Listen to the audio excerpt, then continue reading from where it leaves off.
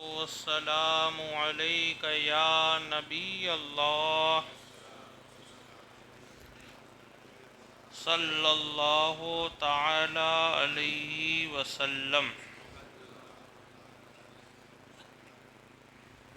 سرکار دو عالم صلی اللہ تعالی علیہ وسلم کا فرمان عالی شان ہے، مسجد میں دنیا کی مباح باتیں کرنے کو بیٹھنا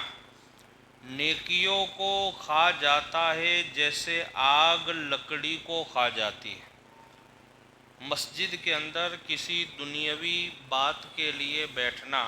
چاہے وہ مباح ہے،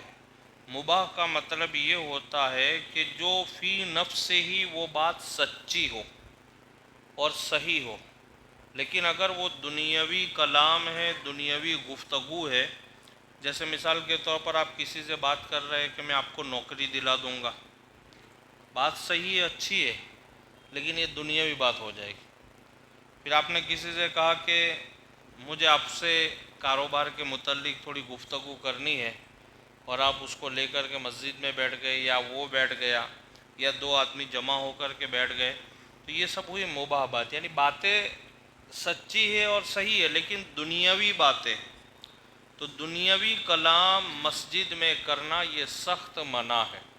اور اگر کوئی کرتا ہے تو وہ بات کرنا اس کی نیکیوں کو کھا جاتا ہے، اور ایسے کھا جاتا ہے جیسے آگ لکڑی کو کھا جائے۔ جیسے ہم آگ لکڑی میں لگائے تو بالکل لکڑی کا خاتمہ ہو جاتا ہے، خاک ہو جاتی ہے، تو اس طریقے سے اگر دنیاوی باتیں ہم مسجد میں کریں گے تو وہ ہماری نیکیوں کو ایسے ختم کر دیتا ہے۔ جیسا کہ مشہور و معروف کتاب فتح القدیر میں ہے، الکلام المباح فیہ مکروہ یاکل الحسنات، اشباہ میں ہے انہ یاکل الحسنات کما تاکل النار الحطب،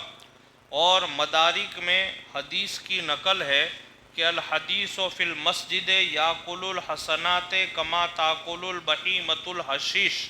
یعنی مسجد میں دنیا کی بات نیکیوں کو اس طرح کھا جاتی ہے جیسے چوپایا یعنی جانور گھاس کو کھا جاتا ہے۔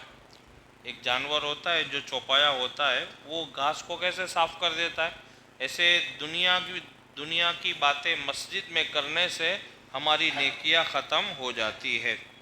اور جو مسجد میں دنیا کی بات کرے تو اللہ تعالیٰ اس کے 40 برس کے عمل کو اکارت فرما دیتا ہے۔ 40 سال کے عمل آپ کے بیکار ہو جائے، کیونکہ یہ مسجد ہے نا، اللہ کا گھر،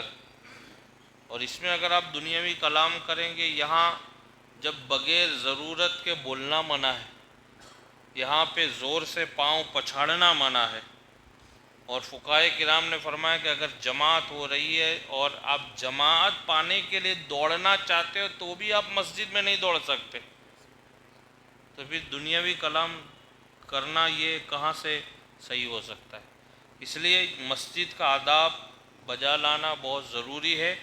اور ہم جتنا ادب و احترام کریں اللہ کے اس مقدس گھر کا اتنا کم ہے۔ دنیا کی بات جبکہ فی نفس ہی مباح اور سچی ہے، بغیر ضرورت کرنی مکروہ تحریمی ہے، اور ضرورت ایسی، یعنی مان لو کہ بغیر ضرورت کے تو مکروہ ہے، لیکن ضرورت مسجد میں کیسی وہ آپ دیکھیے، ضرورت ایسی کہ جیسے معتکف یعنی اعتکاف میں بیٹھنے والا اپنی حوائج ضروریہ کے لیے بات کرے یہ چلے گا، یعنی جیسے کوئی آدمی رمضان میں اعتکاف میں بیٹھا ہے، اب ظاہری بات ہے اس کو ضرورت رہتی ہے کہ بھئی میرے لیے کپڑے لے آنا یا یہ ضرورت کی چیزیں لے آنا، تو اس کے لیے ضرورت کے مطابق گفتگو کرنے کی اجازت ہے جو اعتکاف میں، لیکن غیر معتکف کہ جیسے ہم اور آپ نماز کے لیے آتے پھر چلے جاتے، ان کے لیے دنیاوی کلام کرنا بڑا سخت گناہ ہے، اور معتکف کے لیے ضرورت کے مطابق اس کی اجازت ہے۔ جیسے اعتکاف میں بھی بہت سارے لوگ کیا کرتے ہیں کہ جمع ہو کر کے دنیاوی گفتگو کرتے ہیں، وہ پھر گناہ ہے، وہ آپ کی ضرورت نہیں ہوئی۔ ہاں ضرورت کا مطلب ہے کہ آپ کو کچھ منگوانا ہے، وہ ضرورت ہوئی، لیکن اعتکاف میں خود ہی بیٹھنے والے رات کو عشاء کی نماز کے بعد تراویح وغیرہ سے فارغ ہو کر کے کھانا کھا کے وہ لوگ بیٹھ جاتے ہیں اور پھر دنیاوی گفتگو کرتے۔ ہاں دینی اگر گفتگو کرتے تو بڑی اچھی بات ہے، لیکن لوگ کیا ابھی ایک ماحول بن گیا کہ دنیاوی گفتگو کرتے، اور اب تو ایک دم اور وی آئی پی اعتکاف ہو گیا ہے کہ باہر سے دوست وغیرہ رات کو ملنے کے لیے آتے ہیں، پھر ان کے ساتھ بیٹھ کے گفتگو کرتے، یہ تو اور سخت ہو جاتا ہے۔ یہ پھر اعتکاف نہیں ہے، ایک خالی آپ بیٹھ رہے ہو بس۔ اعتکاف کا مطلب تو یہ ہوتا ہے کہ آپ اللہ کے گھر میں اللہ سے لو لگا کر کے ایسے بیٹھ جائے کہ دنیا سے آپ کا تعلق ختم ہو جانا چاہیے، ضرورت کے مطابق ہی ہونا چاہیے۔ لیکن آج کل تو کیا ہوتا ہے کہ بس بیٹھ جاتے ہیں، باتیں کرتے ہیں اور اللہ کا ذکر بھی کم کرتے ہیں، تو یہ ہونا نہیں چاہیے۔ تو مسجد کا ادب و احترام یہ ہے کہ اس میں زیادہ سے زیادہ عبادت کی جائے، ذکر و اذکار کیا جائے، اور مان لو آپ کو کچھ پڑھتے نہیں بھی آتا ہے تو یہ تو وہ مقدس جگہ ہے کہ یہاں اگر آپ خاموش بھی بیٹھیں گے تو بھی اللہ آپ کو ثواب عطا کرے گا۔ یہ تو وہ جگہ ہے، یہاں اگر آپ خاموش بھی بیٹھیں گے تو بھی آپ کو ثواب ملے گا، لیکن آپ باتیں نہیں کر سکتے، باتیں آپ کو ہر حال میں منع ہے۔ کچھ نہیں آتا تو آپ خاموش رہے، اگر آتا ہے پڑھنا تو آپ ذکر و اذکار کریں، قرآن پاک پڑھیں یا استغفار پڑھیں۔ سب سے بڑا عمل ہے استغفار کرنا، اپنے گناہوں کی معافی طلب کریں۔ اگر آپ کو استغفار آتا ہے تو زیادہ سے زیادہ آپ اس پر